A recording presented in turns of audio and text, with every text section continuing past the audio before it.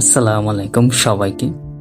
আজকে আমরা এমন একটি বিষয় নিয়ে কথা বলবো যেটা প্রায় সব স্টুডেন্টসের প্রবলেম, আর সেটা হলো পড়াশোনায় মন না বসা। অনেকেই পড়তে বসে কিন্তু কয়েক মিনিট পর মন অন্যদিকে চলে যায়। কেউ মোবাইল নিয়ে ব্যস্ত হয়ে পড়ে, আবার কেউ অলসতা করতে থাকে।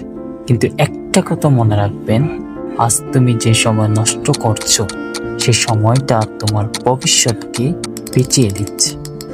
জীবনে সফল হতে চাইলে ডিসিপ্লিন খুবই ইম্পর্টেন্ট, কারণ মোটিভেশন তোমাকে কিছু সময় চলতে সাহায্য করে, কিন্তু ডিসিপ্লিন তোমাকে সফল বানাবে।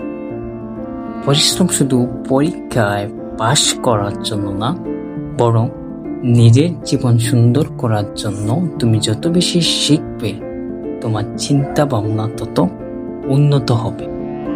আর কখনো নিজেকে অন্যের সাথে তুলনা করবে না, কারণ প্রত্যেক মানুষের জার্নি আলাদা।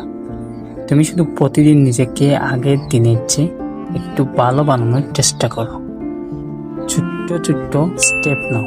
প্রতিদিন 1 ঘন্টা করে পড়ো, তারপর ধীরে ধীরে সময় বাড়াও। মনে রাখবা, হার্ড ওয়ার্ক নেভার ফেলস। তাই আজ থেকে সিদ্ধান্ত নাও, সময় নষ্ট না করে নিজের স্বপ্নের জন্য কাজ করো, কারণ একদিন সফল হয়ে তোমাকে সবাই উদাহরণ হিসেবে দেখাবে। ধন্যবাদ সবাইকে। ভিডিও ভালো লাগলে লাইক, কমেন্ট এবং সাবস্ক্রাইব করতে বলবেন না। Thank you.